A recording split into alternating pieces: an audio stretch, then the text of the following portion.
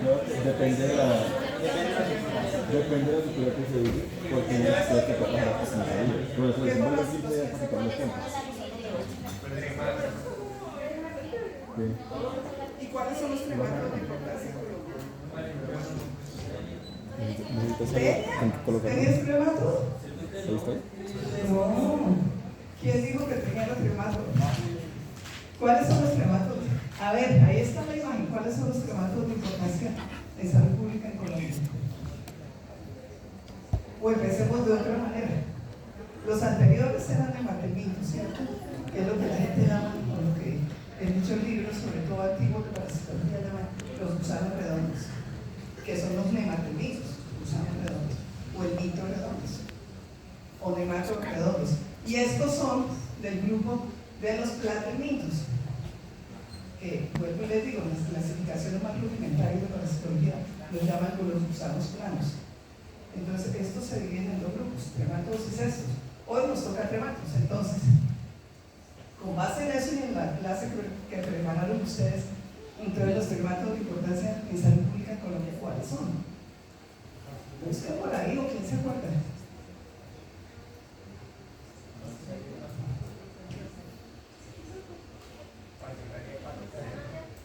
¿Vacío qué?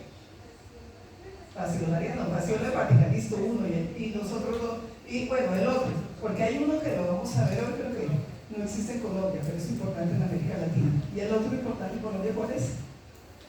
¿Quién encontró primero? Fasciola hepática. ¿Ah?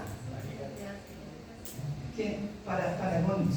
Entonces, ¿cuáles de esas imágenes pertenecen a forma parasitaria infectante o a hospedero o a mecanismo de transmisión de trematos de importancia en Colombia? ¿Qué significa esas hojas ahí? ¿Qué significa la vaca? ¿Qué significa el felino? ¿Qué significa eso que está en esa copita? ¿A qué se les parece? ¿A qué? ¿Y qué tiene que ver eso? ¿Quién se acuerda del ciclo de vida? ¿Quién preparó? ¿Se acuerdan que desde el inicio les hemos dicho que lo mínimo para preparar las clases? Y de paso les agradezco a ustedes los que vienen, que cada vez son menos. ¿Será que los demás piensan que pueden aprender solitos con la guía? Entonces espero que ustedes no estén pasando las grabaciones, porque pues que se vengan a las consecuencias de los que no vienen. Si no vienen es porque creen que no necesitan venir, o que pueden aprender solitos con la guía. En fin, la motivación que cada uno tenga para no venir. Pero ustedes los motivados, los que sí vienen, a pesar de todas las dificultades, entonces yo me imagino que están motivados, están interesados y preparan clase. Entonces, ¿eso qué tiene que ver con el ciclo de vida? O con las formas parasitarias de los trematos. ¿Qué tiene que ver? Esa imagen de allá abajo, ¿de dónde es? Yo ya les había comentado, creo que fue ayer. Como cuando uno no sabe, no responde o no hace ni idea. Bueno, entonces, empecemos. Esas hojitas que hay ahí, ¿qué se les ocurre? Pero entonces, ¿qué se les ocurre que es? Todos tenemos algún conocimiento de algo, nadie absolutamente. Todos sabemos algo, no sabemos si sabemos diferente, igual o qué. Pero, entonces, ¿eso qué es?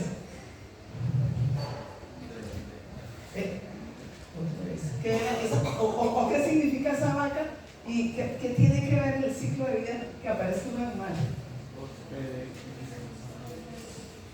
¿Qué son qué? Zoonosis. Sí, son hospederos. Pero, entonces, ¿qué tipo de hospederos son? Estos parásitos son en litiasis zoonóticas. Estos parásitos son en litiasis zoonóticas. Entonces, ¿la vaca es hospedero qué? Según, ¿y de cuál de los dos? ¿De la fasciola o de Paragonius? Vayan mirando rápido. La vaca es de la fasciola. La vaca es de la fasciola. La vaca es de la fasciola, perfecto, hospedero definitivo. ¿Y el felino es hospedero de qué? ¿De qué otro tremato que existe en Colombia? Que hay transmisión en Colombia. ¿De cuál? Del Paragonius, listo. Y ese es un ceviche de cualquier cosa, de crustáceos, de cangrejo, lo que sea. Entonces, cuando el humano, digamos, el mecanismo de infección protección para el humano en estos tanto para fasciola hepática como para paragónicos es por alimentos crudos o mal cocidos que están contaminados con la forma parasitaria infectante de esos parásitos trematos, que es la metacercaria. En el caso de esas hojas que ven ahí, son plantas acuáticas. El ejemplo más típico son los berros, son plantas acuáticas. Entonces, cuando la metacercaria, ¿cuál de esas tres formas parasitarias que está ahí creen ustedes que es la metacercaria? La metacercaria es la que está, digamos, ahí ven el huevo, que es el huevo de fasciola, que es grande, que se ve facilísimo en el examen, lo van a ver en el laboratorio, en la práctica, no tiene ninguna dificultad. La cercaria es la que tiene cola y la metacercaria es la otra, que es la metacercaria corresponde a la cercaria que pierde la cola y se enquista. ¿Se enquista dónde? En las plantas acuáticas. Entonces, cuando un humano, el humano es hospedero definitivo pero accidental, porque estas son zoonosis, el principal hospedero definitivo del ciclo de fasciola hepática son vacas, el ganado vacuno en general, pero en otros países puede haber otros hospederos definitivos. Pero digamos que aquí lo más importante son ganado vacuno. Cuando la vaca ingiere esos berros, esas plantas acuáticas, en donde que están contaminadas con la metacercaria, entonces esa es una forma parasitaria infectante para el hospedero definitivo. Y lo mismo le pasa al humano, solo que nosotros somos definitivos, pero somos accidentales. Y en el caso de Paragónicos es cuando el felino ingiere, obviamente el felino no sabe comer ceviche, eso se lo come el ser humano.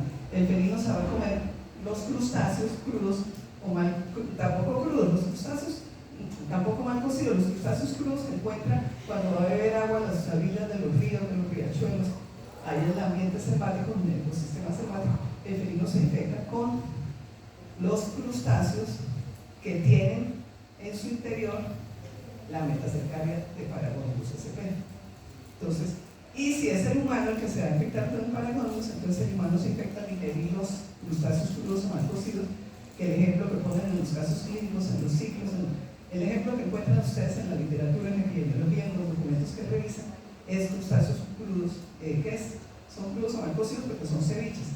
Ceviches es, acuérdense, de mariscos sin cocinar. Y si están infectados con la metacercaria de Paragónicos sp, pues el humano queda infectado con el Paragónicos.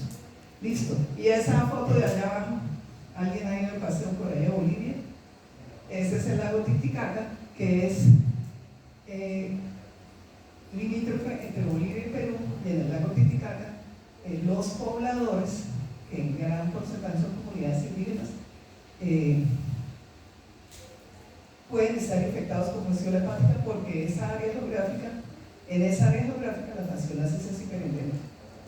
En el lago Titicaca, en las comunidades del lago Titicaca de Bolivia y Perú. Yo al módulo de parasitología les envié un video de educación de salud que es precisamente hecho en los programas de eliminación de fasciolasis en Bolivia y Perú, que son dos países de América Latina en donde fasciolasis tiene la endemicidad es alta, la fasciolasis es endémica, y las clasificaciones que hacen en epidemiología la consideran como hiperendémica. Entonces, por eso les traje el ecosistema. Y entonces, ¿qué pasa? Que esas plantas que se dan a la orilla del lago Titicaca tienen alta posibilidad de estar contaminadas ¿con qué? Con la metacercaria de fasciola hepática, para que animales, hospederos definitivos, o para que humanos queden infectados al consumir esas plantas. Eso es más o menos lo más importante de formas parasitarias y del ecosistema de los trematos. Entonces ahí está, eso lo encuentran en cualquier libro de parasitología, en el Atlas, lo van a ver en el laboratorio. Son parásitos que no necesitan microscopio para verlos, lo ven con el estereoscopio, se ven así a simple vista, son grandes, tienen forma de hoja. Todas las estructuras morfológicas, por favor, revísenlas en los Atlas. Y además la profesora Julián les manda el curso MUR para la siguiente práctica de laboratorio, les manda los aspectos más importantes de morfología de estos parásitos. Listo, entonces estas son algunas generalidades de aspectos de ciclo y de aspectos de morfología de los trematodos. Trematodos hay muchos, pero aquí en este curso nos enfocamos en los traumatos de importancia en salud pública en Colombia. Y la importancia, como son zoonosis, son el mitiasis, digamos, cuando ustedes hacen revisión de la literatura, las palabras claves que generalmente es útil colocarle a cualquier buscador o a la guía, es el mitiasis, zoonóticas transmitidas por alimentos contaminados ¿con qué? Con el estadio larvario o del paragónicos o de la fasciola, que viene a ser la metacercaria, ¿cierto? Entonces, algunas de las características tiene simetría de reproducción asexual, simetría bilateral, el cuerpo es en forma de hoja, lanceolado, aplanado, y tienen pues su sistema digestivo, su sistema neurológico, y son hermafroditas excepto uno, excepto el esquistosoma, los esquistosomas. Hay 3 especies de esquistosoma a nivel mundial, de los cuales uno existe en América Latina. Afortunadamente no lo tenemos en Colombia, porque en Colombia no tenemos el ecosistema para la transmisión. No, por más que se ha buscado, no ha aparecido el caracol intermediario, pero sí lo tenemos en países vecinos como Venezuela y como Brasil. Entonces, con las migraciones, con todo el movimiento humano, pues de pronto aquí nos puede llegar un paciente con esquistosomiasis, y por eso tenemos que saber. Además, la esquistosomiasis es considerada en la literatura sobre parasitología como la segunda infección parasitaria más importante en el mundo después de malaria. Realmente es importante, solo que afortunadamente aquí en Colombia no tenemos eso. Bueno, entonces, si recordamos los ciclos de vida de juvenilitos, los estadios larvarios de juvenilitos o las formas parasitarias era adulto, huevo y larva.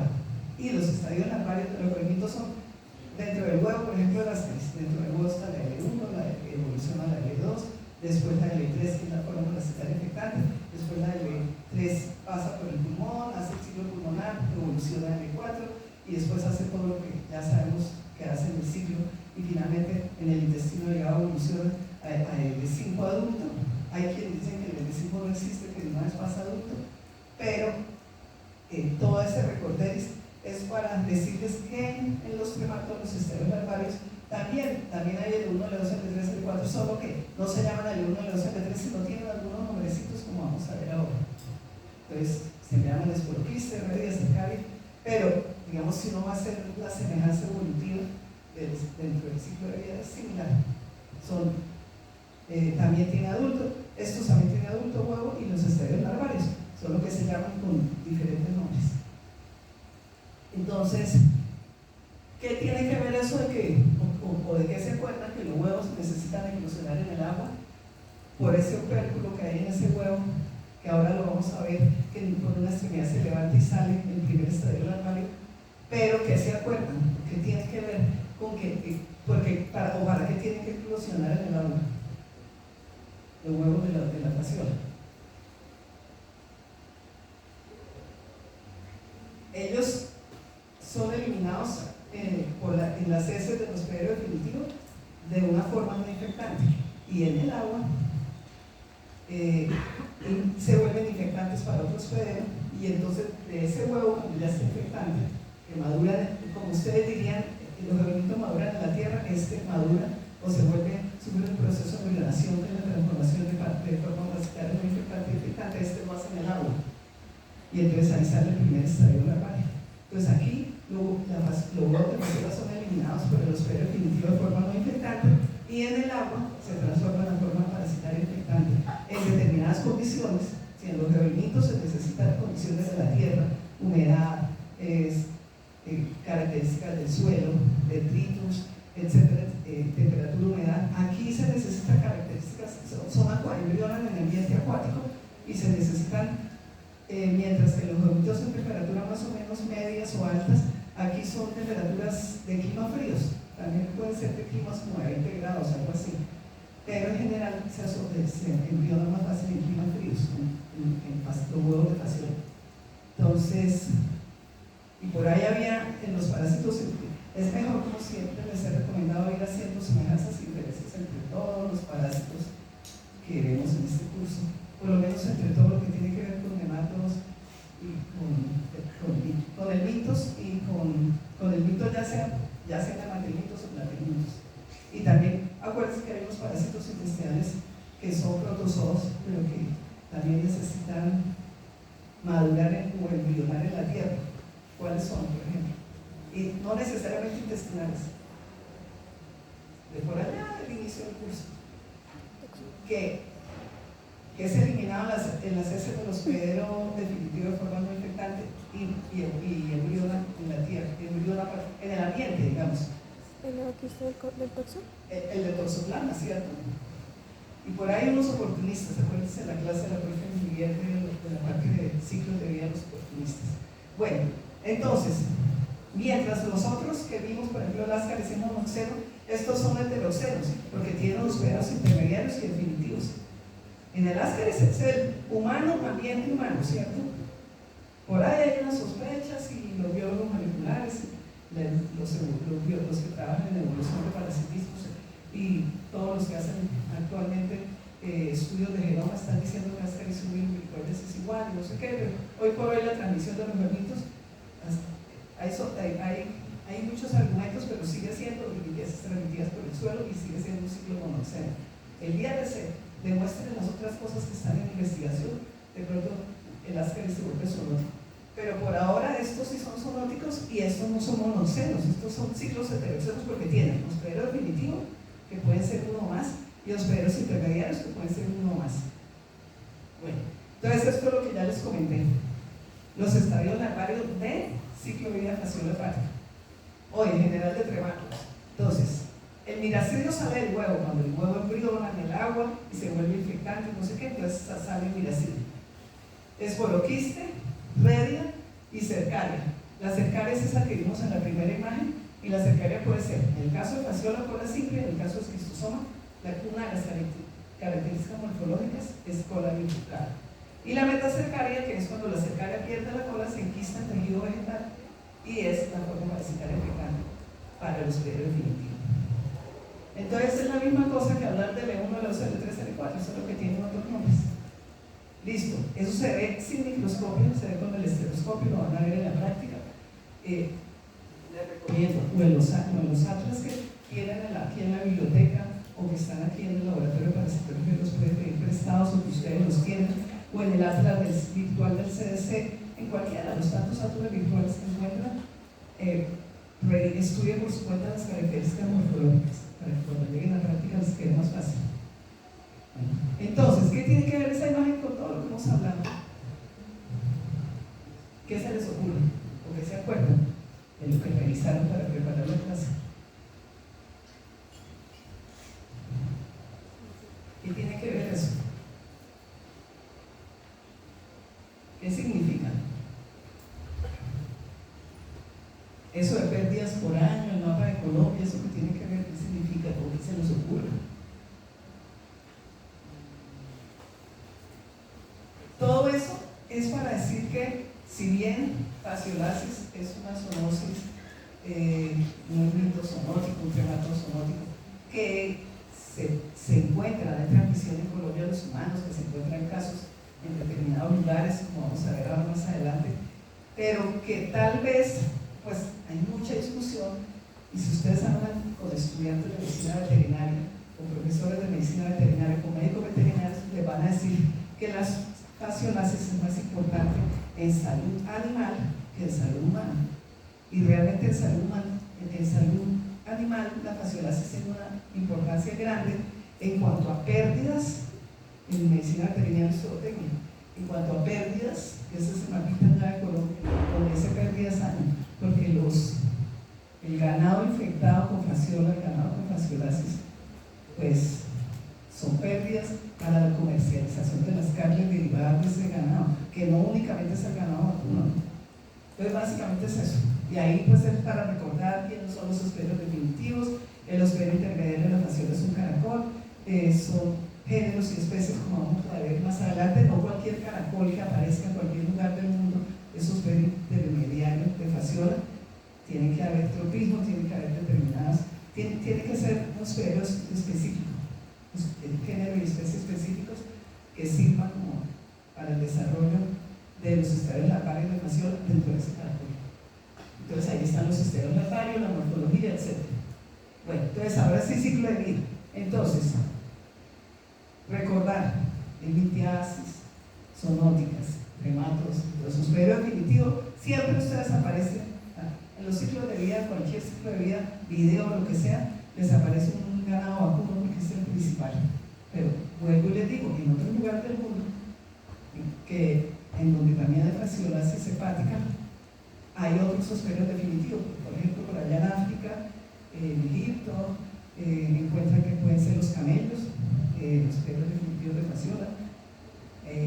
Allá sería fasciola gigántica, aquí para nosotros es fasciola hepática, pero hoy en día con los estudios moleculares se están diciendo también que es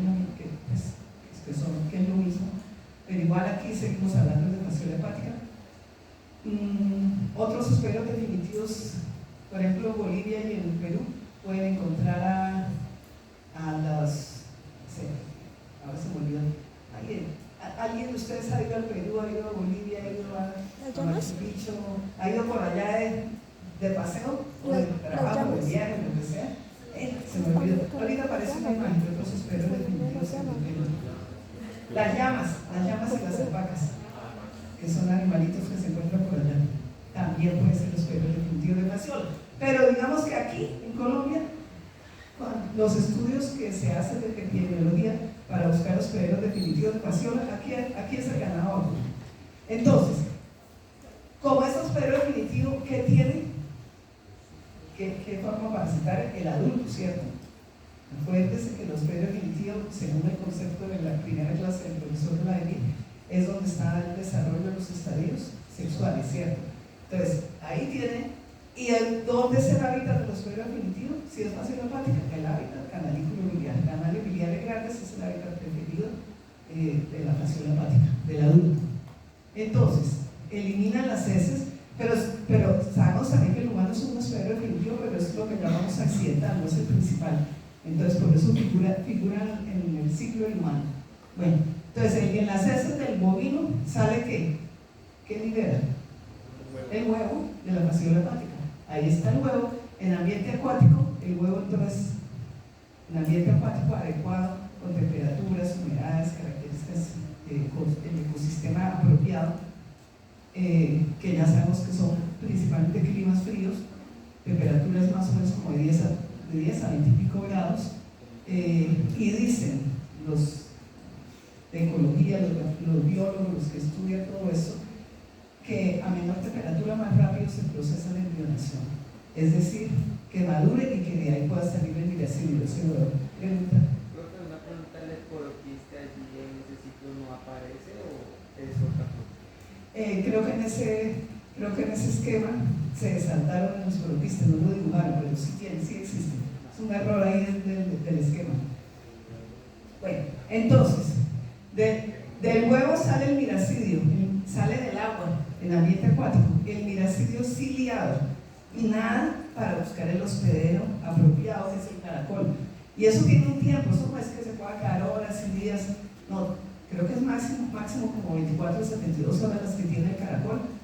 Me equivoqué, las que tiene el miracidio para meterse dentro del caracol. Dentro del caracol se mete y dentro del caracol evoluciona. Ahí el caracol es hospedero intermediario. ¿Qué ciclo se desarrolla dentro del hospedero intermediario? El asexuado, ¿cierto? Entonces tiene los estadios larvarios, que son el esporoquiste, que en ese esquema se lo saltaron, buen punto. Después sigue Redia y después sigue Cercaria. La Cercaria, esa es la que está ahí con cola, la de fasciola es cola simple. Nada, también rápidamente, eso no es tampoco que es en cualquier momento, tiene un tiempo definido, que no son muchos días los que tienen, ni muchas horas tampoco, para meterse, enquistarse en la vegetación acuática que está alrededor del ecosistema, de las colecciones de agua. Se enquista, pierde la cola, se enquista y se llama metacercaria, y entonces la metacercaria es la forma parasitaria infectante, la forma parasitaria de fasciola hepática infectante para el humano o el animal. Para el hospedero definitivo, que ya sabemos que el principal es el animal y que el humano hace el papel de hospedero definitivo, pero es un accidental. Bueno, creo que es eso, básicamente. ¿Alguna duda del ciclo de fasciola hepática?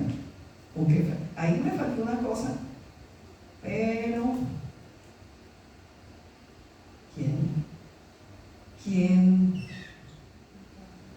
¿quién analiza qué falta? Ahí falta una cosa, porque allá hablamos de que sale de la vaca, no sé qué, y el ciclo se completa cuando el animal o el humano ingiere las plantas acuáticas en donde las cercanías de fasciola hepática están listadas. Pero ¿y qué pasa? Entra por vía oral, ¿y qué pasa después? ¿Cómo se les ocurre qué pasa? Ahí no está esquematizado. Y creo, no está. Bueno, vayan pensando qué pasa. Mientras tanto, seguimos analizando toda la parte de ecosistema de biología de las formas parasitarias de la fasciola. Ahora después miramos qué pasa en el humano. Entonces, mire, ahí es lo que yo les comenté ya. Además de ganado, todos esos también son hospederos definitivos, no necesariamente en Colombia, en otros lugares. Ahí están las llamas, las alpacas, los dromedarios, otros posibles hospederos definitivos en otros lugares de América Latina y el mundo donde fasciola es endémica, donde es un problema de salud pública. Digamos que en Colombia, como ya les comenté, se considera un problema de salud pública más importante para veterinarios que para humanos, pero existe transmisión a humanos y en humanos, y hay casos, entonces tenemos que saber. ¿Qué más podemos? Ahí está el hábitat definitivo, el canal Villaverde, que es donde está el adulto de la fasciola. Esas son imágenes del ciclo de vida en animal, en el hospedero definitivo. Esas nos las regaló una bióloga de la Universidad de Antioquia, que es expertísima, que trabaja ella es más experta en malacología, en caracoles. Pero caracol es parte del ciclo de vida de fasciola, y ella estudiando caracoles tenía que estudiar todo el ciclo, y entonces ella lo analizó experimentalmente pues, en los animales. Todo eso son imágenes del ciclo en el hospedero definitivo animal. Pero pues en el humano es algo similar. Listo, entonces, todo esto es la parte de ecosistema y biología. Entonces, y esas imágenes, como les cuento, todas estas diapositivas nos las regaló la bióloga, es la más experta en Colombia que trabaja bueno, ella recientemente se pensionó y al pensionarse nos regaló esa presentación de ella, de las clases que ella daba en la Universidad de Antioquia, a la profesora Vivier y a mí. Nos reunimos con ella virtual un día y ella nos dijo: le voy a ceder todo eso a ustedes que les interesa, porque pues yo ya me voy. Entonces, el huevo, eso es para que miremos. Miren, ahí es lo que ya les comenté. El huevo es grande, yo creo que es el huevo más grande que pueden ver en un examen directo, en un coprológico, muestra de materia fecal en un coprológico humano.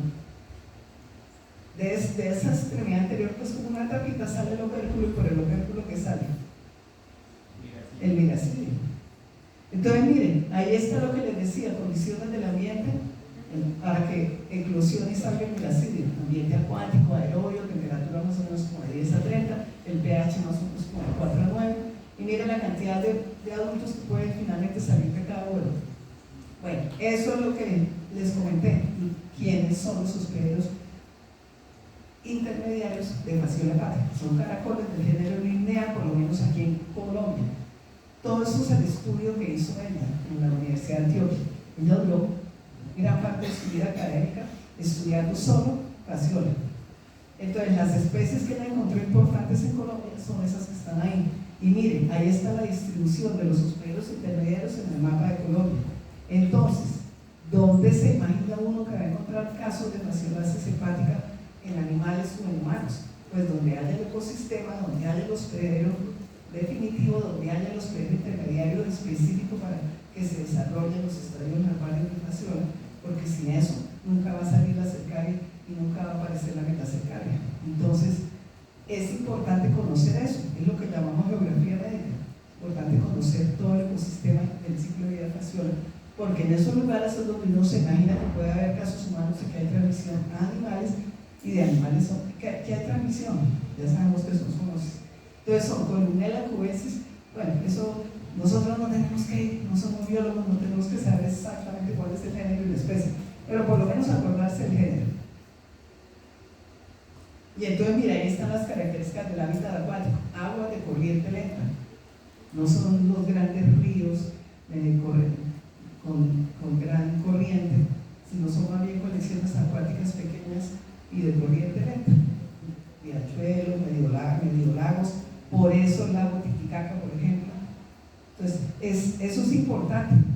Estamos en un curso de parasitología humana, pero tenemos que conocer todo el ecosistema, los hábitats, toda la ecología, porque sin eso no vamos a ser capaces de hacer buenas historias clínicas, porque entonces ya va a llegar el paciente, como vamos a ver más adelante, clínica que nos llega, y esos síntomas y signos no es típico, no tiene nada que le diga a uno, uy, eso es igual a fasciola.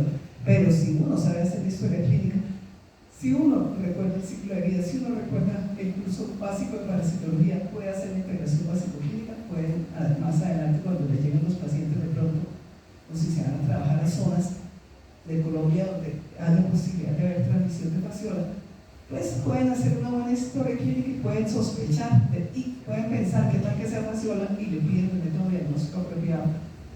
Y eso es lo que llamamos el contexto, el nexo epidemiológico, todo eso que la profe Angélica también les habló y que les hablamos en todas las parasitosis. Entonces, esa diapositiva es muy importante.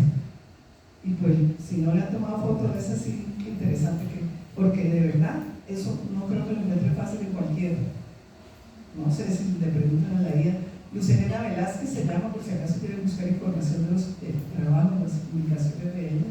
Ella está pensionada, pero pues las publicaciones siguen existiendo. Listo. Entonces, la cercaria, ¿qué pasa con la cercaria? Eso es importante para el conocimiento de nosotros. Vuelvo y les digo, para poder atender a los pacientes y poder hacer bien el enlace básico clínico y poder sospechar esos diagnósticos. Entonces, no nos interesa el detalle que a las 7 semanas sale esto, que a las 11, obviamente. Vuelvo y les digo, eso no lo regaló ella porque ella daba clases. No, ella también daba clases en parasitología médica, pero pues las principales clases de ella eran a los biólogos, que sí tenían que saber el detalle de eso, y a los veterinarios. Entonces, finalmente en las cercarias salen del caracol, es el último estadio asexuado del caracol, migran a través de los tejidos del caracol, salen, son de vida libre y tienen que enquistarse en las plantas acuáticas para volverse infectantes para otro periodo definitivo.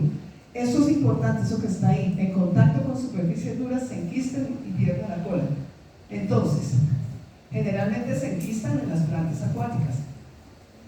Lo más importante para recordar, para preguntarle a un paciente, cuando ustedes hagan las historias clínicas y el paciente le diga, uy, sí, es una así natural y procedente de Valle de Iguatechi, Chiquinquirá, Cundinamarca.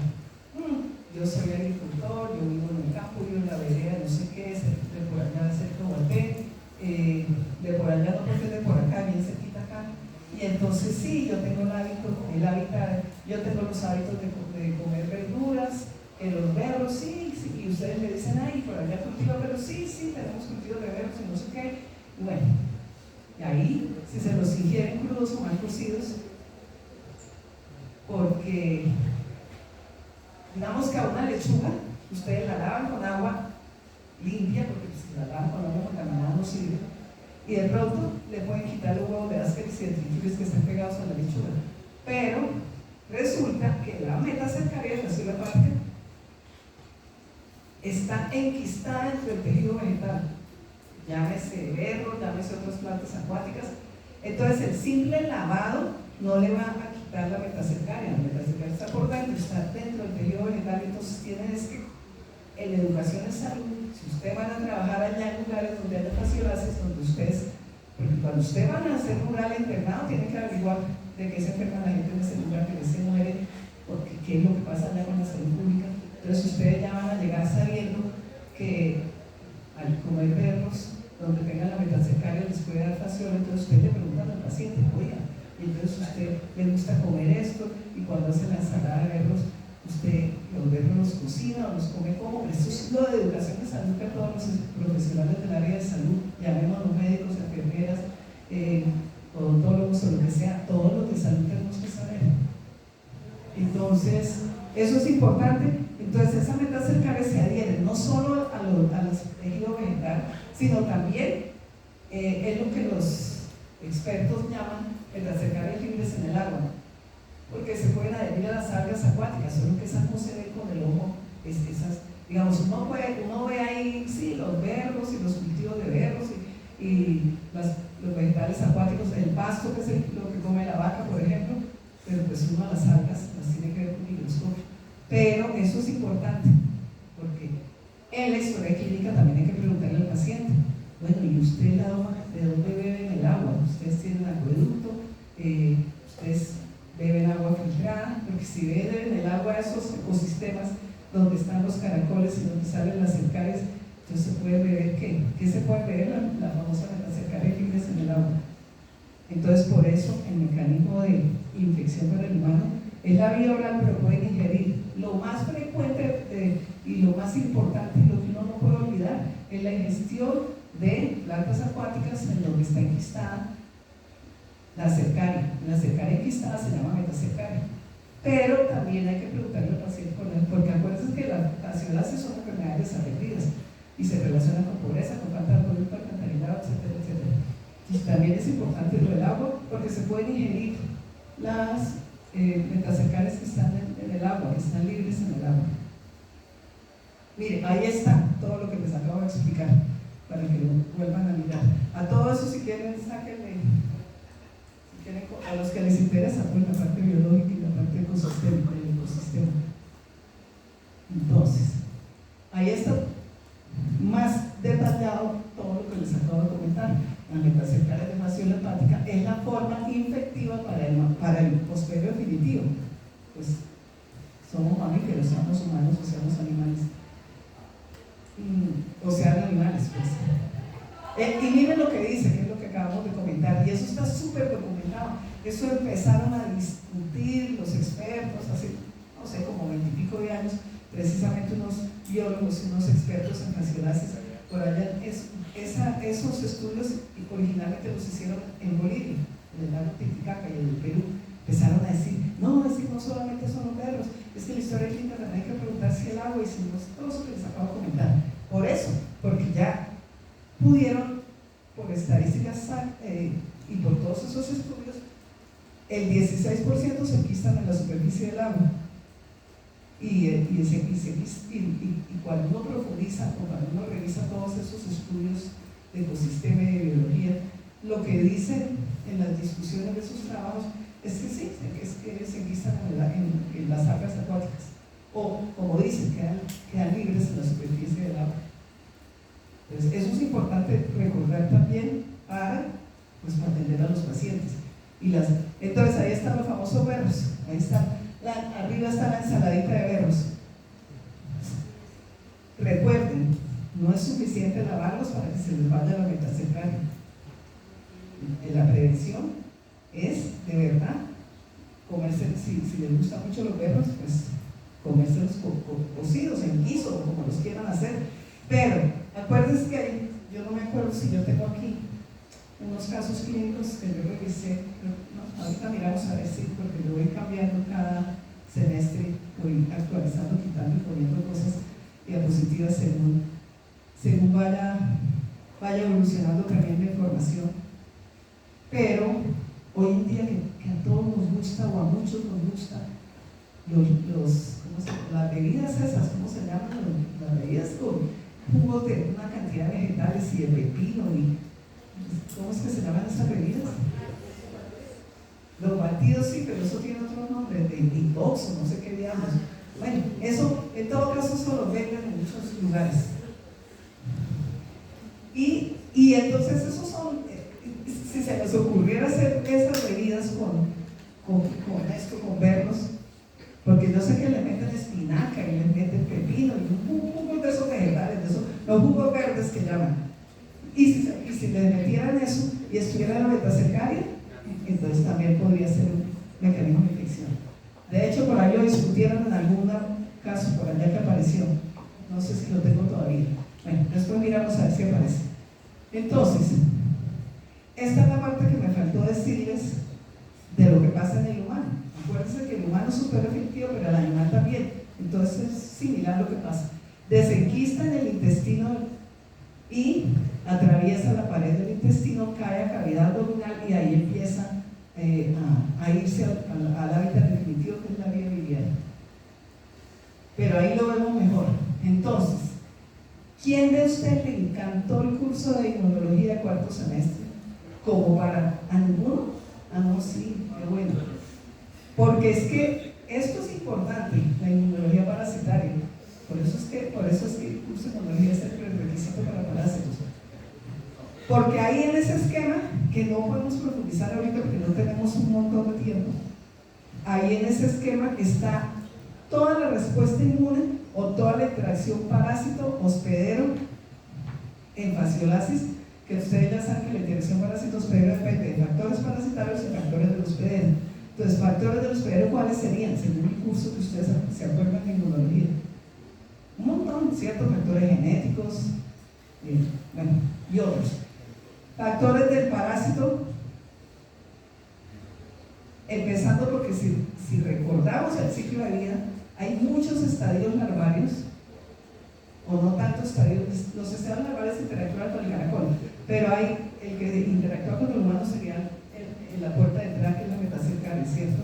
Pero en el ciclo de vida de la fasciola dentro del humano aparece, se infecta con la metacercaria, se transforma en parásito joven, que es la cercaria. Esa metacercaria se enquista, empieza a desenquistar en el estómago y en el intestino delgado. Y entonces otra vez aparece el parásito joven, que es la cercaria.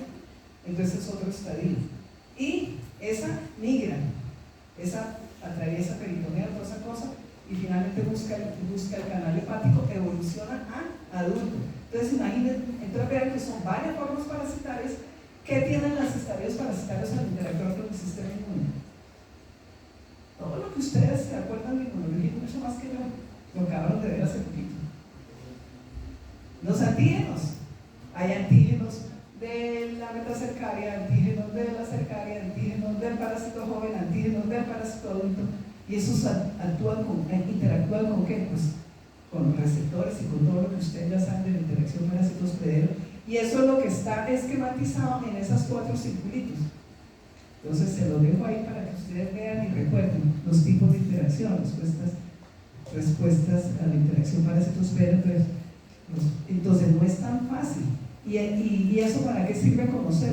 Pues para los que trabajan en biología parasitaria, para ver si algún día pueden hacer vacunas para fasciolasis, por ejemplo.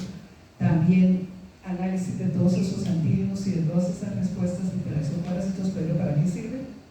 Pues para las pruebas de inmunodiagnóstico, para las pruebas moleculares. O sea, es importante conocer eso para las aplicaciones que tienen que ver con quien está estudiando para ustedes, para ser médico de humanos, medicina humana.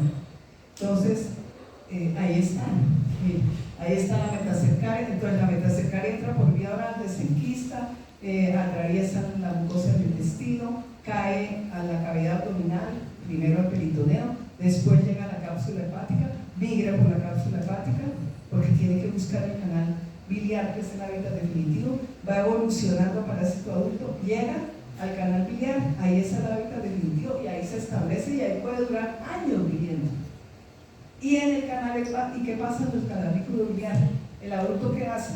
Hace la reproducción asexual y libera los huevos, y esos huevos salen, pues acuérdense de la anatomía, cístico, hepático, colédoco, pues se comunican en el intestino y salen, son eliminados en las heces. Entonces, todo eso es importante, miren. Y mientras que van migrando por el parénquima hepático, tienen que interactuar con el sistema inmune. Entonces, tiene que haber todo lo que usted llama, todo lo que en inmunología es, toda la interacción del 1, P2, presentación de antígeno, etcétera, etcétera.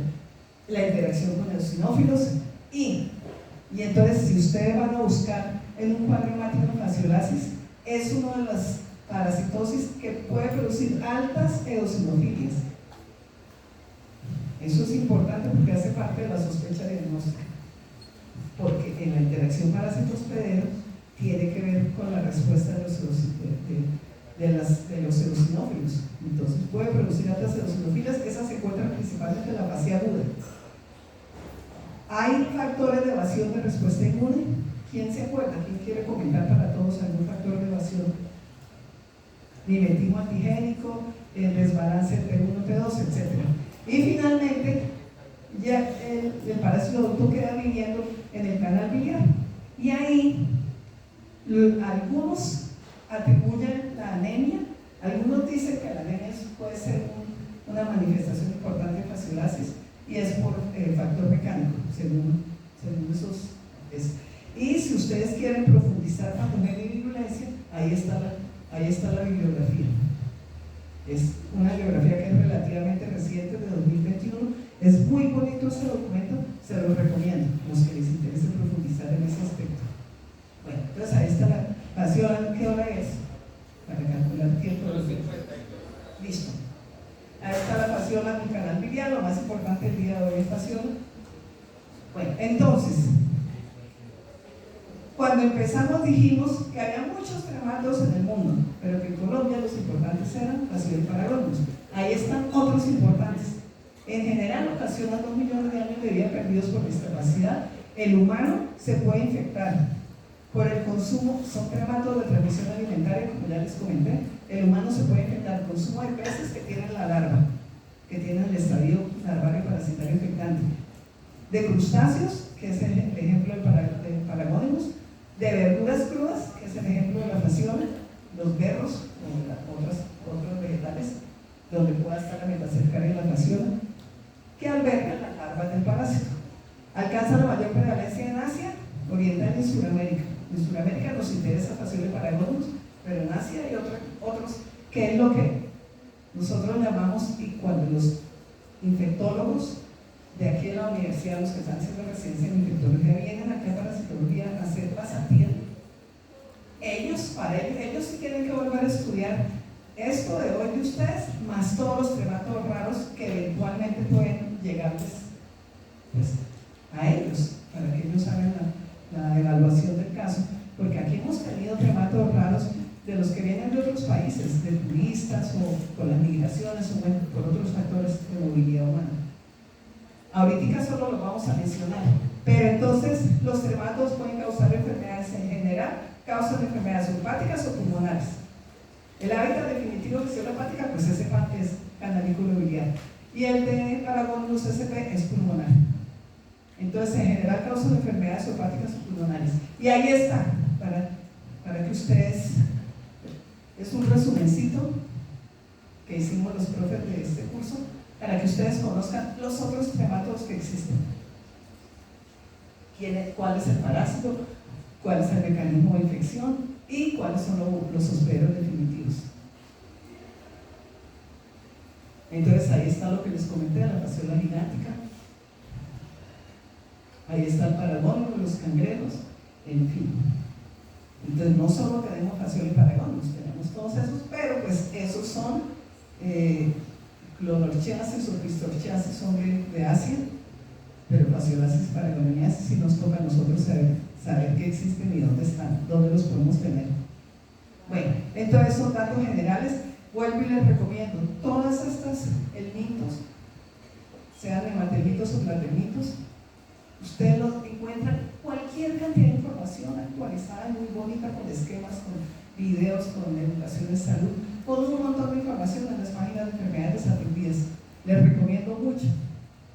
Eso ya es ya la libertad académica de ustedes de decidir si quieren profundizar o no quieren profundizar, pero yo siempre reviso esas páginas para ver qué extraigo de ahí o qué me parece súper importante para mostrarles a ustedes, pero pues es que no puedo sacar toda la información que hay ahí para mostrárselas, pero sí les comento, es muy fácil, están todos los idiomas, ustedes se encuentran, como dicen, hay que navegar por todas esas páginas, hay que interactuar y hay un montón de información, todo lo que se les ocurra, ecosistema, diagnóstico, tratamiento, investigación, salud pública, eliminación, todo, muy bonito.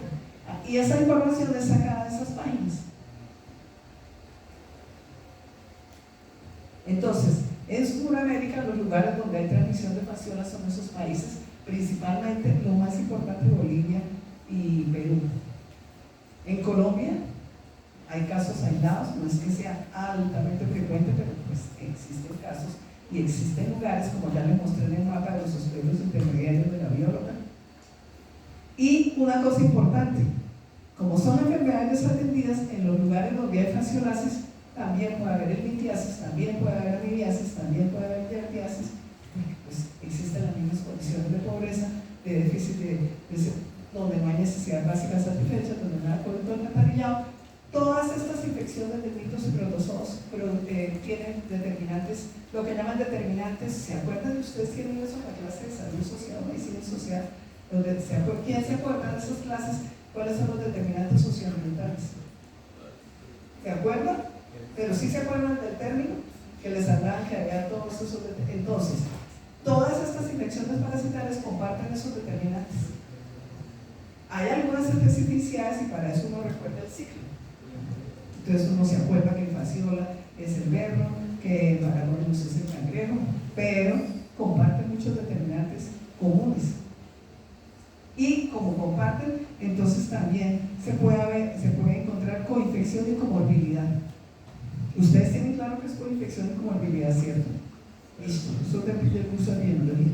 Todos ustedes ya vieron epidemiología, los que están acá, porque hay unos, ya ahora casi todos la ven en cuarto, ¿cierto? Ya casi nadie se queda para quinto, ¿cierto? La siguen ofertando en mi departamento para cuarto y para quinto, pero ustedes yo sé que casi todos la toman en cuarto, ¿cierto? ¿No? ¿No todos? ¿No alcanza el cubo para todos en cuarto? Pero yo creo que ya son poquitos los que quedan para quinto, ¿cierto?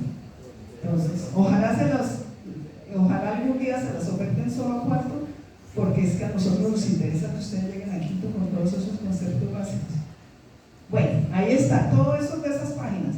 No tengo que hablar mucho, revisen, vuelvo y les recomiendo, encuentren, chismosen en esas páginas. Entonces, mire, ahí están. Geografía médica, para recordar dónde queda el lago Titicaca, que es un lugar de América Latina donde el fasciolasis es un problema de salud pública, donde se desarrolla el mejor programa de eliminación de fasciolasis, que es el de Bolivia, que es entre Bolivia y Perú en el lago Titicaca, que dicen que es una maravilla que hay que ir a conocer. Yo el otro día conocí a un estudiante de medicina que fue allá. Me dijo, no, profesor, eso me resultó fácil, barato, no tiene mochileros, tampoco es tan costoso como dicen, y dijo que era una maravilla. Fue después de una clase de estas que dijo que sí había ido de vacaciones, y que dice que es una belleza meterse en esas embarcaciones y navegar por el lado que son embarcaciones específicas que solo, como esa foto de que dice, que solo las motoras, que solo se consiguen ahí en ese lugar. Bueno, ahí está el otro lugar importante y perendémico, que es en Perú, Cajamarca. Si ustedes revisan casos clínicos, muchos proceden del Perú, o si no de Bolivia, el Titicaca. Ahí está. Y eso es los lugares de Colombia donde la gente de Colombia que le gusta este tema, que hace investigación, ha encontrado.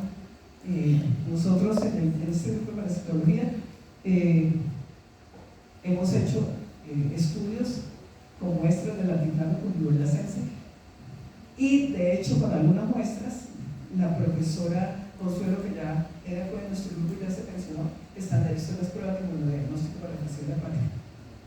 Entonces vean, ahí están todos los lugares, y entonces son zonas frías, Nariño, zona fría de Canales de Santander, del norte de Santander, básicamente el altiplano cundiboyacense es, yo creo, uno de los lugares donde más se han buscado los caracoles y donde más se han estudiado. También en Antioquia, en Córdoba y Antioquia, en lugares que no sean tan calientes.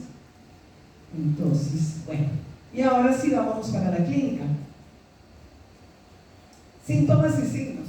Ahí no hay nada que sea típico de fasciola, y eso se han encontrado en las diferentes series de casos clínicos, pero en general, síndrome febril, más hepatomegalia, más eosinofilia, hay derecho a sospechar fasciola hasta que no se muestre lo contrario. Si a eso le suman ecosistema, conocimiento del ecosistema, epidemiología, lo que ya sabemos, listo, queda más fácil sospechar que fasciola, pedir la prueba diagnóstica y diagnosticarla. Miren lo que se ha encontrado. O sea, un montón de infecciones parasitarias y no parasitarias pueden producir dolor abdominal, fiebre, ictericia, todo eso que hay ahí. Eso no es típico de fasciola, nada de eso es típico. Pero en general, en los casos de fasciolasis se han encontrado esos síntomas y esos signos. Y eosinofilia es importante, pero no encontrarla no la descarta. Entonces, eso era en la fase aguda, lo anterior. Esto es en fase crónica. En fase crónica, la fasciola está en el canal biliar, puede obstruir, hay fibrosis, puede obstruir el canal biliar y puede producir cuadros clínicos similares a coledocolitiasis, a coledococistitis. Inclusive a veces a los pacientes les han hecho diagnóstico de cáncer hepático y resulta que no le habían hecho la historia clínica bien hecha y no era un cáncer. Lo llevan a veces a cirugía pensando que es un CA y resulta que era una fasciola en la vía biliar. Se les olvidó hacer bien la historia clínica. Entonces, resulta que hay unos cuadros clínicos raros que la fasciola, cuando desenquista, atraviesa la mucosa del intestino, cae al peritoneo, cae a la cavidad abdominal, se mete a migrar por el parénquima hepático y se va a dividir al canalículo biliar. A veces no se va para allá, a veces se va para el cerebro, a veces se va para el pulmón, son lo que llaman las migraciones ectópicas, y dependiendo a donde se vaya, pues hay cuadros clínicos llamados casos clínicos raros de fasciolasis. Pero lo normal es que sea con sintomatología gastrointestinal, hepática, hepatomegalia, dolor en el microscopio derecho, náusea, vómito, etcétera, etcétera. Pero eventualmente se van para otro lugar y los síntomas y signos dependen de para dónde se vayan, si se van para el pulmón, si se van para el cerebro. Entonces, si a ustedes les gusta revisar casos clínicos, les aparece de todo. Bueno, la causa de las localizaciones ectópicas es la migración errática de las formas jóvenes por diseminación hematógena, y el cuadro clínico, como ya les dije, depende para dónde se vaya. Bueno, diagnóstico. Es el mismo ejercicio diagnóstico que venimos haciendo desde el inicio de este curso. Hay que conocer la epidemiología, el nexo epidemiológico, hay que conocer el ciclo de vida, hay que conocer el ecosistema, hay que saber dónde está el suelo intermediario, todo, dónde están los definitivos, cómo es la transmisión, dónde están las plantas acuáticas, etcétera, etcétera. Manifestaciones clínicas, no hay nada típico, pero en general los expertos clínicos de fasciolasis dicen que síndrome febril más hepatomegalia más eosinofilia se puede sospechar hasta que no se muestre lo contrario. Eosinofilia puede tener eosinofilias tan altas como el 60-70%, pero no tenerla no descarta, y se asocia más la eosinofilia con fase aguda. Las imágenes diagnósticas ayudan, da resonancia. Las pruebas inmunodiagnósticas, anticuerpos específicos, mediante todo lo que ustedes aprendieron en el curso de inmunología, de pruebas de inmunodiagnóstico.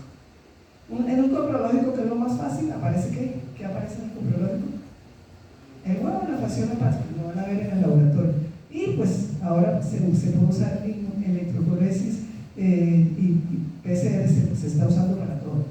Pero hoy por hoy PCR sigue siendo más de investigación que de rutina.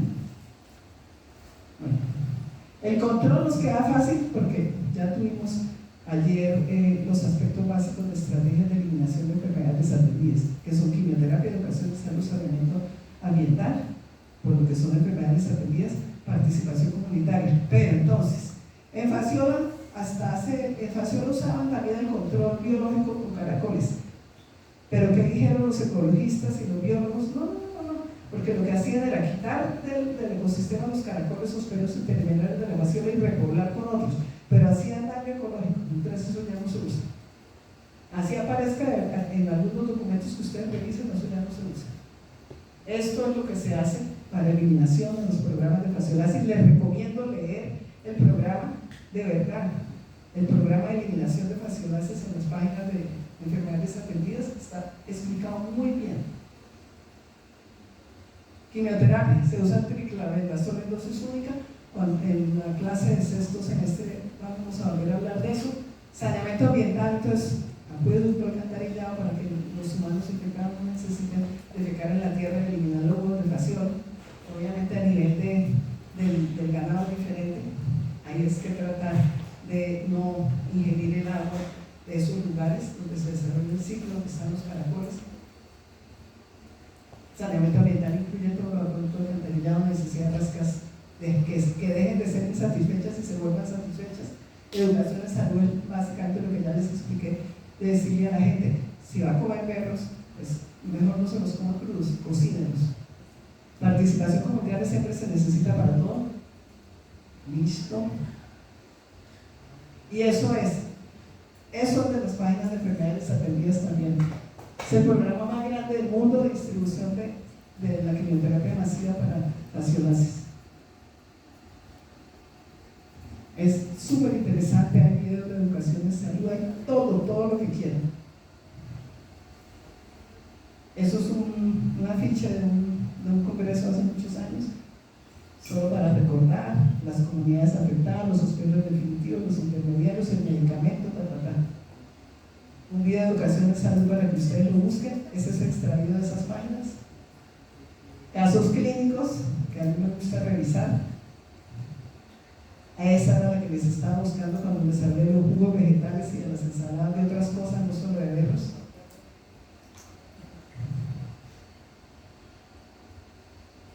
Eso es lo mismo que ya sabemos. Son más series de casos clínicos, hay muchísima información en la literatura, pueden buscar ustedes por su cuenta también. Imágenes diagnósticas, en la fase aguda va migrando por el parénquima hepático. Todas esas flechitas es la migración de quién está migrando. ¿El adulto joven, el acercario o el adulto joven? Sí. La acercaria que ya está evolucionando al adulto joven o el adulto joven, y ya cuando llega al canal biliar ya sigue evolucionando, madurando, ya evoluciona para esto, se queda ahí viviendo y elimina huevos. Casos clínicos para recordar, ¿qué hora es? Para calcular el tiempo. ¿3 y qué? 8. Todavía nos queda buen tiempo para acabar los otros dos parásitos. Lean ese caso clínico, ahí yo les señalé lo que es más importante. Eso es copiado tal cual que es la publicación. Ahí dice sensación de alza térmica. Cuando ustedes aprendan semiología, sé que ustedes no van a colocar alza térmica, colocan fiebre. Pero pues así lo pusieron en ese caso clínico los autores. Eso es copiado textualmente de un caso clínico de la literatura. Pero sirve para recordar cómo es la cosa, cómo es lo que les interesa a ustedes de pasión.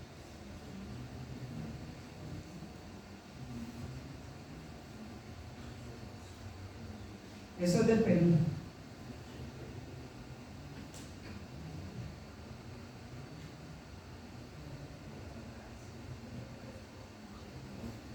Resulta que los huevos pueden aparecer en el coprómetro, pero también en el líquido duodenal. Pero pues no hay necesidad de ser expirado duodenal, y es suficiente con lo demás que hay de pruebas. Pero anteriormente, estos casos clínicos de hace muchos años, pero anteriormente hacían también a veces líquido duodenal, examen de líquido duodenal. Listo. Entonces, eso es súper importante. También lean esos resúmenes de todo lo que ya les dije. Una pregunta, es que ahorita decíamos que la se da en dosis única, pero le dan 12 miligramos por kilogramo por 2 días, ¿depende del cual? Sí. A veces deciden repetir la dosis, eso ya es, pues hay varios esquemas. Digamos, para programas de control y de eliminación sí va a ser dosis única, pero a veces, según análisis clínico de cada, en casos particulares, según el médico tratante, a veces deciden repetir. ¿Sí? Así como en el ivermectina, que a veces para estos niveles también lo dan por 1, por 2 o por 3 días.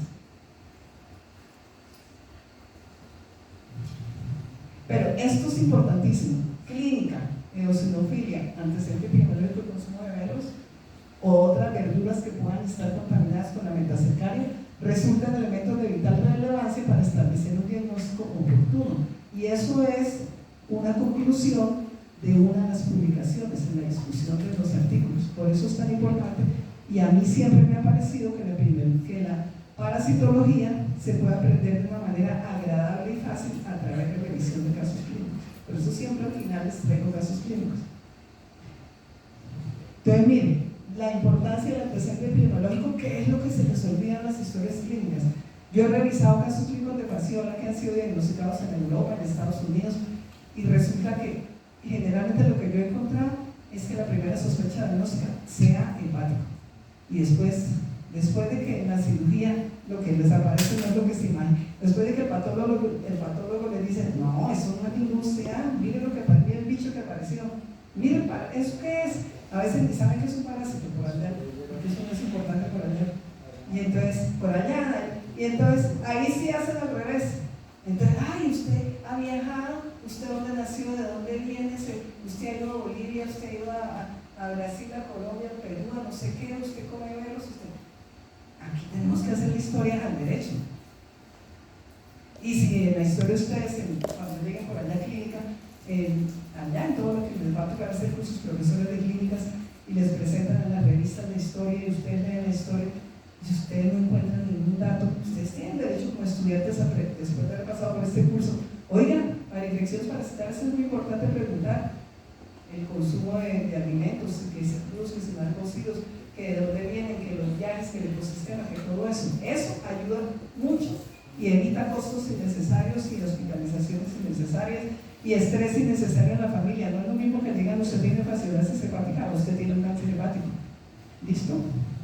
Bueno, más series de casos clínicos, hay montones. Mire que todos tienen más o menos lo mismo, pero no hay nada que le diga, eso podría ser qué. Dígame diagnósticos diferenciales de patología hepática de lo que han visto en el curso de parasitología. Podría ser absceso hepático, ¿cierto? Podría ser un montón de cosas, pero digamos que lo primero que se le ocurre a uno pensar es en la encamada histórica por el absceso hepático liviano. Bueno, ahí, entonces, por este procedimiento con la geografía retrógrada transferitomática, sacan la fasciola, listo, ya no le dan triclavendazol, la sacan de una vez, cirugías no invasivas. Bueno, paragónicos, ahora sí pasemos al otro cremato. ¿Algún otro problema o duda o algún comentario adicional de fasciolasis? Listo. También en grande. Ciclo de vida. Se parece al de fasciola. Mire, también es ambiente acuático donde eclosionan, donde maduran los huevos, donde embrionan. Se parece en unas cosas se parece al ciclo de vida de la fasciola y en otras cosas no se parece. Entonces, se parece en que ingresa por vía oral la forma parasitaria infectante, en que la forma infectante también la metacercaria, pero si en fasciolas en las plantas acuáticas, en los vegetales, en el Paragonimus, la metacercaria está enquistada ¿en dónde? En los crustáceos, en los cangrejos, caracoles de agua dulce, caracoles no, camarones de agua dulce, crustáceos, cangrejos. El ejemplo más típico es cangrejos. Y siempre en las historias clínicas le preguntan a la gente, ¿usted come cangrejos, come ceviche de cangrejos, come cangrejos crudos? Listo. Ingresa por vía oral, entra a la metacercaria, desenquista entre los jugos gástricos y la primera parte del intestino, atraviesa el peritoneo, va a la pared abdominal, atraviesa el peritoneo, no, atraviesa la mucosa intestinal, va a la pared, cae a la cavidad abdominal peritoneo y se va al parénquima pulmonar, porque el hábitat definitivo del Paragonimus es diferente al de la fasciola. Aquí el hábitat definitivo es pulmón. Y entonces en el pulmón evoluciona parásito adulto, es el hábitat definitivo del parásito adulto, lidera los huevos y los huevos son expulsados en la expectoración o también al devolverse por vía parecido a lo que pasa en el ciclo de vida de las ulcinares y de las que se devuelven por vía, terminan siendo digeridos. No solamente son expulsados en la expectoración, sino que algunos son digeridos. Entonces, el diagnóstico Paragonimus se puede hacer buscando los huevos del Paragonimus en la expectoración, que es la misma. Todavía no han visto tuberculosis, ¿cierto? Pero bueno, cuando vean tuberculosis, acuérdense que paragoniasis es un diagnóstico clínico diferencial importante de tuberculosis. Y que el método, y que a veces le piden el examen directo de espunto para buscar el bacilo de tuberculosis, aunque ahora no es el método diagnóstico de elección. Ahora el tuberculosis, eso se lo va a explicar la profe Marta Murcia, cuando que hacen el cultivo. Pero igual cuando piden el examen de espunto y algunos casos clínicos antiguos, ustedes van a encontrar. Resulta que no encuentran el bacilo tuberculoso, lo que encuentran en el espunto es el Paragonimus. Entonces, ahí en el pulmón, ¿qué hace el adulto Paragonimus? Bota los huevos. Listo. ¿Qué más? Bueno, yo creo que con lo que ya hicimos detallado el ciclo de vida de fasciola hepática ya queda fácil acordarse semejanzas e intereses entre ciclo de vida facial. Entonces, por ejemplo, aquí hay una diferencia entre los pelos intermediarios. En fasciola hepática hay un solo pelo intermediario que es caracol. En Paragonimus hay dos. El primero es el caracol y el segundo es el cangrejo o el crustáceo. ¿Alguna duda? Dentro del caracol hay lo mismo. Hay esporoquímica, hay miracidos, esporoquistes, redias, cercarias. Yo no sé por qué no ponen el esporoquista en este esquema tampoco, pero bueno, todo eso. Igual usted está, bueno, no, ahí sí es importante saber todos esos estadios larvales, de eso es el ecosistema, eso podría ser, creo que ese esquema es precisamente de la bióloga que trabaja para algunos, creo que ese esquema es de la comunidad verde. Ese esquema nos lo regaló ella también. Bueno, el huevo, grandote, un poco más pequeño que el de fasciola, el hospedero intermediario, el primero, el segundo hospedero intermediario, que es donde se enquistan la metacercaria. ¿Pregunta? Tú decías que podía salir en los huevos por las heces. ¿Estos Sí. serían infecciosos o los invernales? No, tienen que embrionar después en el agua. Ah, ok, pero no se dañan al pasar por el... No, o sea, digamos, los huevos al salir en la expectoración al medio ambiente o al salir en las heces caen en el medio ambiente y tiene que caer a hábitat acuático para embrionar. Pero como método diagnóstico no tienen que estar embrionados. Tienen que estar embrionados únicamente para seguir el ciclo, para infectar. Y resulta que como el hospedero definitivo más importante del Paragonimus, ¿quién es? El hospedero definitivo importante de fasciola, ganado el hospedero efectivo en Colombia, el hospedero efectivo de Paragonimus en Colombia, ¿quién es? Felinos. Lo que llaman los gatos salvajes, los gatos grandes. Leones, tigres, pumas, etcétera, etcétera. Ambiente selvático. Entonces los felinos llegan a alimentarse a todas esas condiciones, a todos esos ríos, quebradas, y si los felinos se consumen, los cangrejos donde está quizá la metacercaria Paragonimus al felino que da Paragoniensis.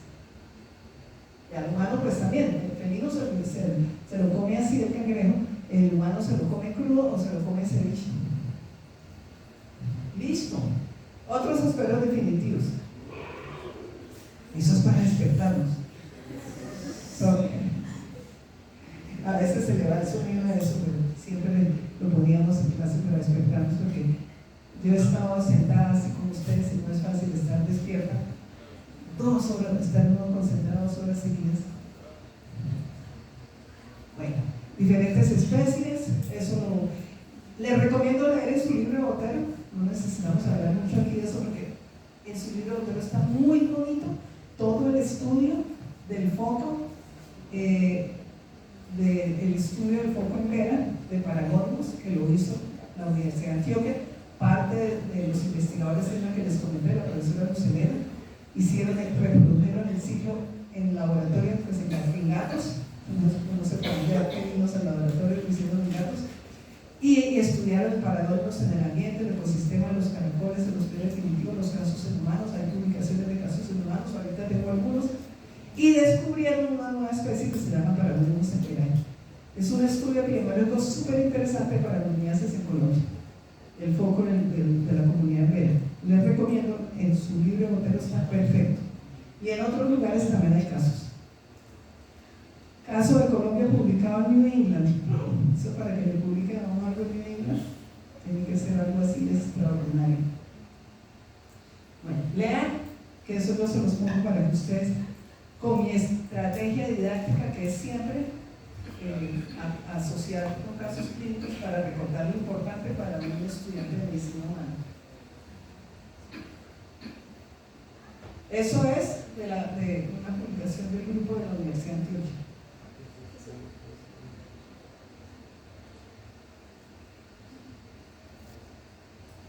Por eso les digo que cuando les hablen de tuberculosis, tiene síntomas y signos parecidos a la tuberculosis. ¿Por qué dice que el cono sin compromiso cerebral? Porque en el ciclo de vida fasciola hay migraciones ectóricas, en el ciclo de vida Paragonimus también hay migraciones ectóricas. En vez de irse para el pulmón, se puede ir al cerebro, a otros lugares. También puede haber eosinofilia elevada en el Paragonimus, al igual que en fasciola. pero no tenerla no lo descarta. Y hay unos cambios radiológicos que a veces son sugestivos, o de síndrome de Leber, ya sabemos cuál es la etiología del síndrome de Leber, o puede ser sugestivo y confundirse con tuberculosis. En Colombia y en América Latina se confunde con tuberculosis. Por eso, en los pacientes, y la profesora Marta Murcia les va a contar, seguro estoy, y si no, usted me pregunta, dice que yo les dije, ella hizo un estudio de comunidad indígena, comunidades indígenas de Colombia, ella ha hecho muchos estudios, pero en comunidades indígenas de Colombia, del Amazonas, ella hizo unos estudios de tuberculosis, y en algunos poquitos casos, si mi memoria sigue funcionando bien, ella me comentó que en algunos poquitos casos, en vez de encontrar el BK, el bacilo tuberculoso, encontraron fue Paragonimus. Y si no fue un estudio de ella, fue estudio de otros de los que estudian en Colombia Paragonimus. Sí, cuando me lo vuelva a encontrar le pregunto. Pero igual ustedes también le pueden preguntar.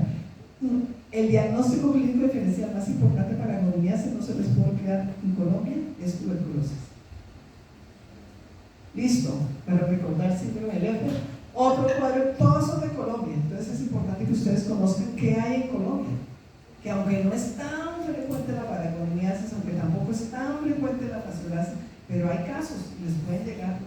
Si se van a la Universidad de Antioquia a hacer el internado, o si se van de Siria, les pueden llegar. Miren, esos son publicados de Antioquia también. Y es la mejor forma de aprender la parasitología, a través de caso clínico. Mire todo, ahí sí le hicieron bien la historia clínica. Mire todo eso.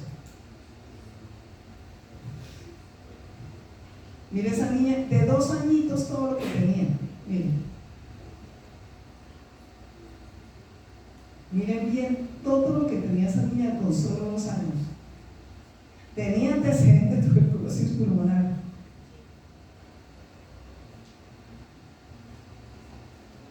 Varios de la comunidad eran poseedores crónicos, podían ser tuberculosos o podían tener paragonimus. Ese es un caso de paragonimus, pero lo que inicialmente pensaron fue tuberculosis. Pero mire, el hacinamiento, condiciones de pobreza, enfermedades desatendidas, sin agua, sin servicios sanitarios, sin agua potable, en contacto con animales que ya sabemos que pueden transmitirles de todo, toxocara, síndrome, un montón de cosas, yardia, etcétera, etcétera. Pero, mire, dicen que no relataban consumo de cangrejos crudos, entonces eso pudo desviar la investigación inicial. Miren, sigue el mismo caso, eso está publicado, pero yo se los pongo porque me gusta ponérselos en estas clases. Lo demás ustedes lo encuentran fácil en la literatura, pero esto no lo encuentran tan fácil. Miren todo lo que le hicieron en el hospital, todo lo que apareció. Miren todo lo que le apareció. Se continuó. Además le diagnosticaron y trataron, miren todo lo que tenía de coinfección y comorbilidad por tener superposición, por tener determinantes socioambientales comunes, por tener factores de riesgo comunes. Esa niña era un libro de parasitología con patas, como dicen por ahí. Miren todo lo que tenía. Ascaris, giardia, ustedes ya saben de todo eso. Malaria, le encontraron esquizón, gametocitos, trombocitos de vidas en la gota gruesa que le hicieron. Y además escabiosis, mejor dicho, estaba llevada, como dicen ustedes, estaba en la inmunda, y de 2 añitos. Miren, seguimos. Todo eso yo se me olvidó ponerlo entre comillas, pero todo eso es copiado tal cual lo publicaron, para que aprendamos bien y no se nos olvide. Miren, 52% de los eosinófilos, todos los trematos en general ocasionan eosinofilias importantes, grandes. Miren, además pensaron en toxocara, afortunadamente salió negativo porque si no, pobre, otra cosa más. Se buscó paragónicos en materia fecal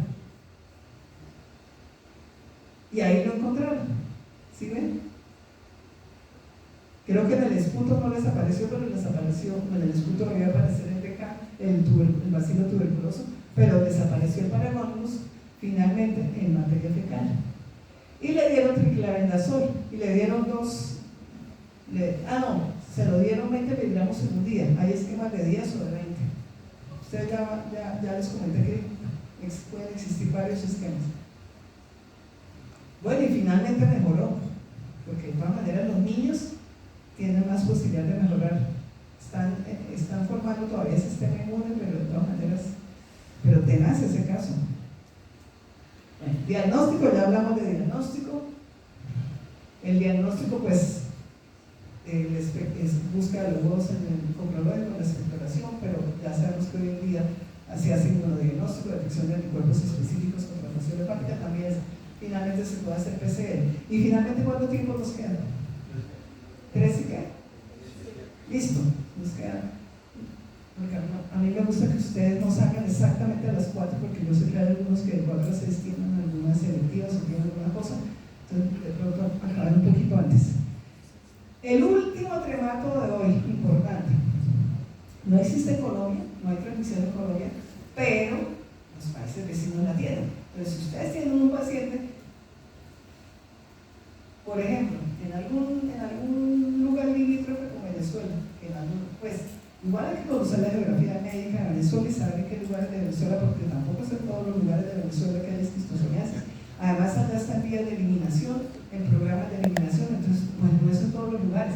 Pero, ¿qué tal que un municipio, un lugar limítrofe, un lugar de Venezuela que limite con Colombia, por allá por el lado de La Guajira, o por el otro lado de Arauca, que un lugar de Colombia que limite con Venezuela haya esquistosomiasis y que los pacientes vayan de un lado para otro de Colombia y Venezuela libremente por trabajo o por el motivo que sea, y entonces qué tal que ustedes hagan plural por allá o hagan internado por allá en algún lugar de La Guajira y le llegue un paciente con esquistosomiasis y se acuerdan de lo que va a ser lo cierto.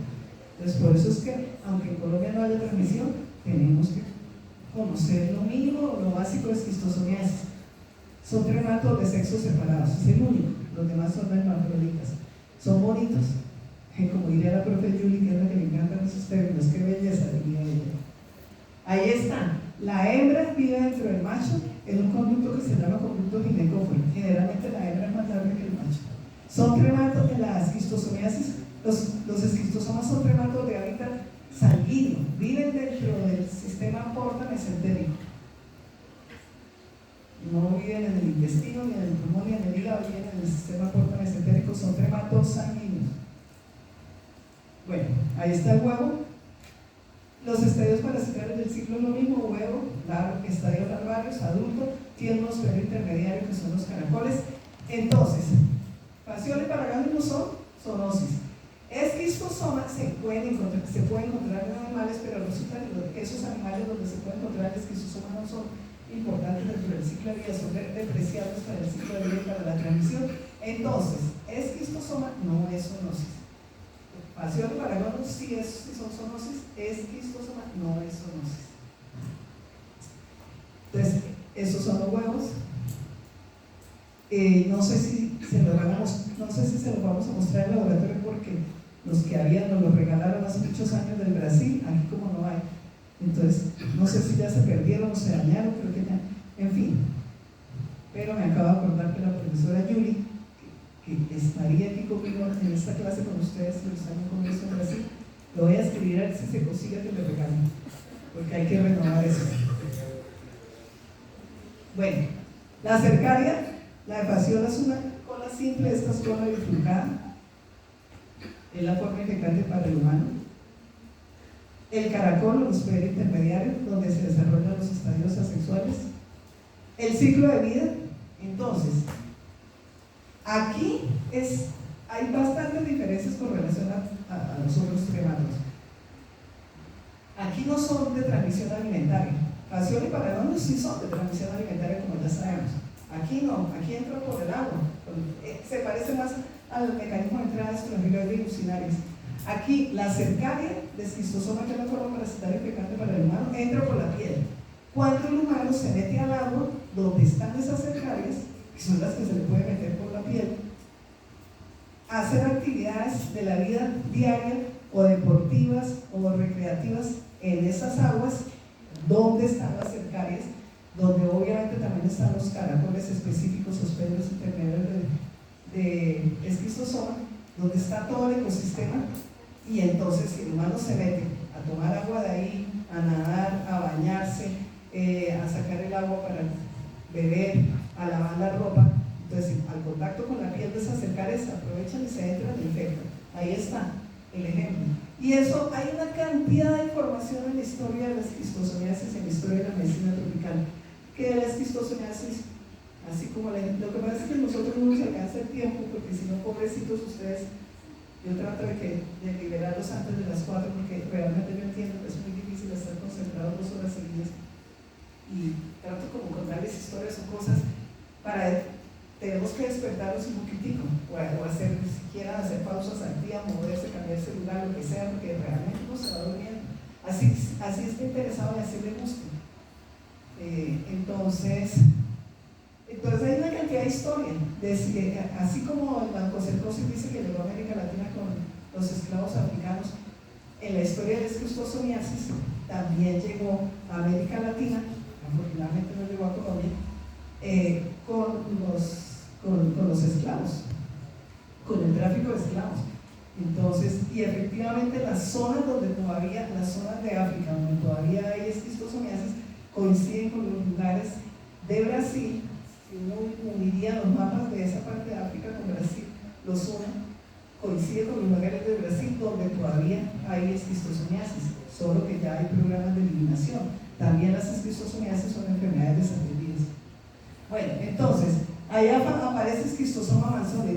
Resulta que de esquistosoma hay un solo género que es esquistosoma y 3 especies diferentes que producen cuadros clínicos diferentes. El que nos interesa en América Latina es manzoni. De los otros no hablemos porque la verdad quiero es hacer énfasis en lo que es importante, por si acaso ustedes en algún momento les llega un paciente de Brasil o de Venezuela que tenga esquistosomiasis y ustedes les toque atender. Que le llegue en fase crónica, uno no sabe, o que ustedes vayan, ahí, ¿ustedes les gusta verlas, hablando de las películas, de las cosas de TV, ustedes ven lo de Parásitos Asesinos? ¿Alguno de ustedes ha visto eso? La serie esa de Parásitos Asesinos. La serie de Parásitos Asesinos, yo creo que me las he visto casi todas, hace mucho no las veo, pero yo creo que ya vi muchas. Hay una serie de Parásitos Asesinos que es un caso de esquistosomiasis crónica, que era, el ciclo yo se los dejé ahí para que ustedes vayan mirando, porque la dinámica es similar a lo que ya hablamos de paragónicos y de racional, para que se despierten un poquito. Mientras yo les echo estas historias, ustedes van mirando el ciclo, y de todas maneras ahorita lo repasamos rápido. En esa serie de Parásitos Asesinos hay una cosa interesante, hay un caso de esos interesantes, y es que en el lago Victoria, en África, hay mucha esquistosomiasis. Y allá es un lugar súper turístico. Y como a mí me encanta buscar casos clínicos raros de todos estos parásitos, entonces encontré una vez, era un caso publicado en algún lugar de Estados Unidos, pero como antecedente de viajes, relataba que se había ido de turismo al lago Victoria, se bañó en el lago Victoria y ahí fue donde adquirió la esquistosomiasis. Y allá los médicos, este caso clínico raro, ¿esto qué es? Pero pues, lo mismo que yo ya les he comentado para pacientes y para otros. Sospecharon otra cantidad de cosas diferentes y cuando ya el patólogo dijo esto qué es, esto yo no lo conozco, esto es un parásito, llamaron a los que sabían de parásitos, y encontraron que era un esquistosoma. Bueno, entonces, forma parasitaria infectante entra por la piel. ¿Cuál es? Cercaria. Se parece un poquito inicialmente a lo que pasa en el ciclo de vida de usinarios y estrodiloides. Va por vía venosa, encuentra un capilar, entra, pierde la cola, se transforma en parásito joven, que es la cercaria pierde la cola, se transforma en parásito joven, que es el esquistosómulo, y va, hace circulación, pasa por corazón, pasa por pulmón, y después se distribuye a diferentes lugares, pero finalmente migra por diferentes lugares, pero finalmente se queda en el hábitat definitivo, que es en el sistema porta. En el sistema porta, básicamente en la parte inferior del sistema porta, en la mesentérica, acuérdense que es la esplénica y la mesentérica que se unen y forman la porta. Allá en la parte de abajo, los adultos entre macho copulan, producen los huevos y eso viaja por vía retrógrada y se van al lugar principal donde se produce la patología del esquistosoma manzoni, que es en el hígado. Ahí está el hígado. Y en el hígado es donde produce inicialmente un granuloma hepático y fibrosis hepática y todos los cuadros clínicos y las complicaciones de la esquistosomiasis por esquistosoma manzoni. Entonces, los individuos infectados es tremato sanguíneo, pero con ese espolón de espina lateral del huevo atraviesa la mucosa y luego salen en las heces. Hay una diferencia, aquí ya salen embrionados, en el esquistosoma no necesitan embrionar en el ambiente. Entonces esos huevos salen eliminados por las heces. Mira, ahí salen los huevos, y los huevos, de los huevos sale el miracidio se mete en el caracol, en el hospedero intermediario. A diferencia de Fasciole y Parramonimus, aquí no hay ni redia ni cercaria. Aquí lo que hay es un montón de esporoquistes en línea 1, en línea 1 no, generación 1, generación 2, generación 3, varias generaciones de esporoquistes hasta que finalmente sale la cercaria del caracol, la cercaria se mete por la piel y se repite el ciclo, ¿no? Entonces fíjense que hay cosas que se parecen a los ciclos de trematos en general, pero hay cosas que se parecen más al ciclo de estrofiloides o de las succinales, porque también entra por la piel. Si entra por la piel, ¿qué puede producir? Una patología en la puerta de entrada, que es lo que se llama la dermatitis cercariana. Creo que por aquí hay una diapositiva de eso. Bueno, eso es de la página de enfermedades atendidas, la epidemiología de esquistosomiasis. A pesar que hay mucho programa de control y eliminación, todavía existe.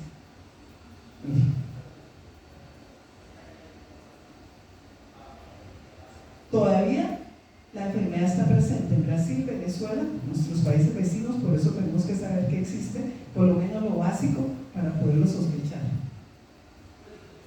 Epidemiología, lo que ya les conté. En los lugares donde esquistosomiasis es un problema de salud pública, los turistas no saben que esas aguas están contaminadas con las cercarias y con los caracoles, pero la gente que vive allá sí sabe. Eso es parte de la prevención que ellos hacen en el control. Entonces miren el letrerito que dice, esto está infectado, a la esquistosomiasis la llaman a través de la historia, la llaman bilharziasis. Entonces ahí las comunidades ponen letreritos, aquí no se vaya a bañar, está infectado. Ellos saben donde hay mucha cercaria. Eso es una cantidad de historias, de investigaciones que han hecho los biólogos, pero ahorita la verdad no hay tiempo de hablar tanto.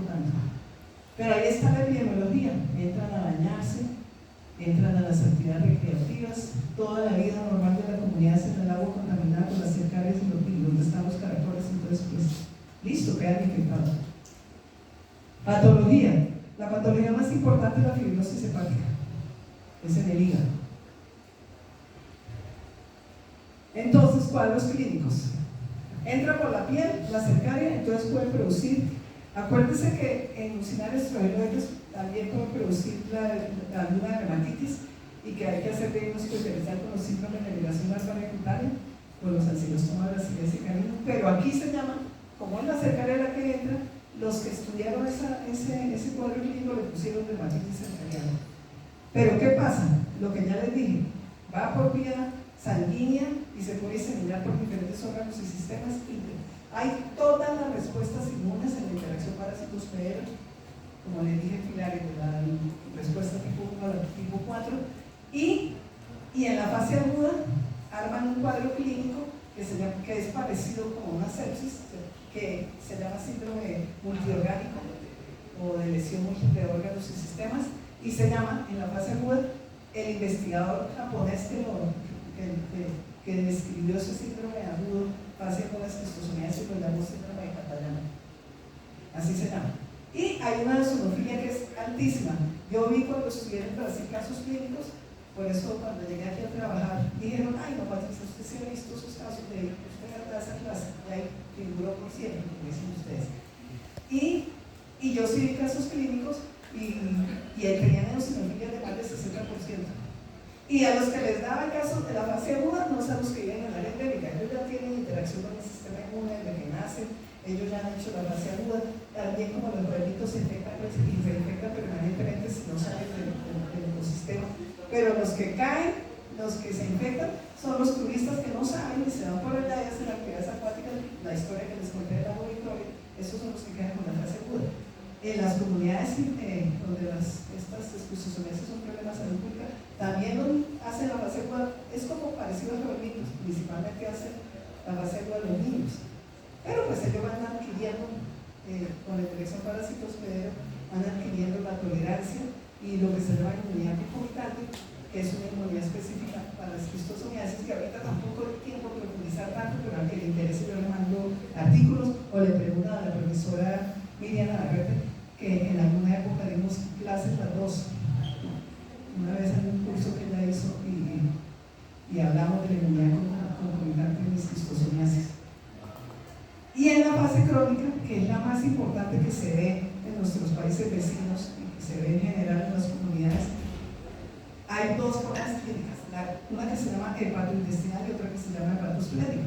La hepatointestinal puede tener lesiones hepáticas, hepatomegalia como su nombre lo dice, y además puede tener cuadros clínicos, puede tener diarrea, también en algunos casos describen diarrea con sangre, y puede tener manifestaciones gastrointestinales inespecíficas.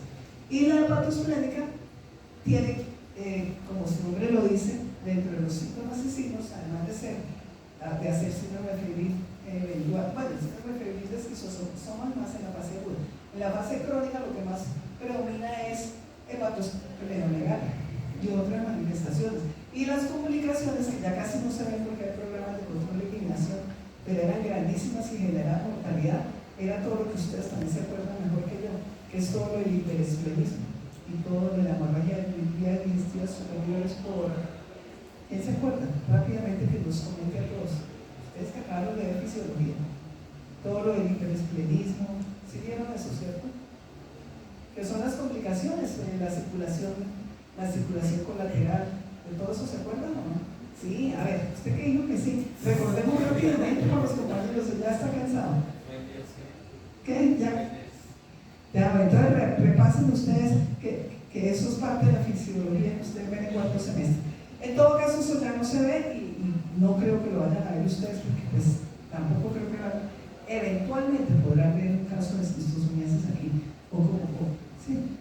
Específicamente si al hacer la historia del paciente viene de zonas donde sí hay, de los países vecinos, como les digo yo.